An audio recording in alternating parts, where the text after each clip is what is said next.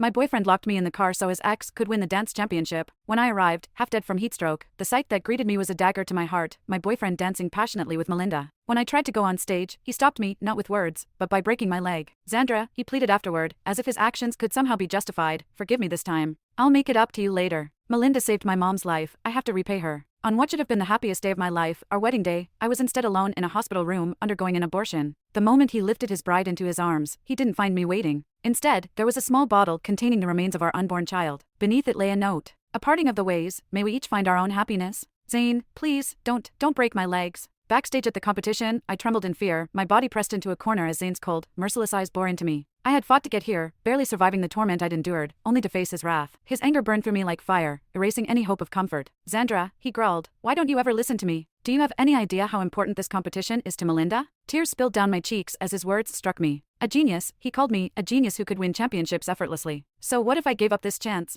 What did it matter? But he didn't understand. This wasn't just a competition. The winner would become the principal of the dance troupe and lead international tours. It was my lifelong dream to showcase our classical dance to the world, a dream my grandmother had cherished for me before she passed. For years, I poured everything into this dream, every grueling practice session, every drop of sweat and blood. My feet bled from endless rehearsals, my wounds reopening time and again. Each pair of dance shoes I wore bore the stains of my sacrifices. And now, with all that effort behind me, they expected me to simply step aside. Zane took another step toward me, a golf club gripped tightly in his hand. My heart pounded as the suffocating memories came rushing back, the heat of that car, the wilderness where he had abandoned me, my desperate cries for help that echoed into emptiness. I clenched my fists, the pain of those moments mixing with my fury. My voice trembled as I finally spoke, my words laced with anguish. Zane, you promised to love and protect me for the rest of our lives. How could you be so cruel? Dancing is my dream, my everything. Would you really break my wings for Melinda? Desperate and humiliated, I tore free from the bodyguard's grasp and fell to my knees before him. Please, Zane, I begged, tears streaming down my face. Let me compete. Just this once. For a fleeting moment, his expression softened. His hand reached out, resting gently on my head, and hope flickered in my chest. Maybe, just maybe, he would let me have this one chance. But then his phone buzzed, the shrill ringtone cutting through the silence. He answered the video call and Melinda's tear-streaked face appeared on the screen. She stood on the rooftop of an 18-story building, her eyes swollen and red. Zane, she said, her voice trembling, being the chief dancer has always been my dream. But as long as Xandra is here, I'll always be second best. She wiped her tears, her voice trembling as she spoke. I'm sorry, Zane. It's my fault, I'm not skilled enough and I've let you down. Before my eyes, she placed one foot on the railing, teetering on the edge.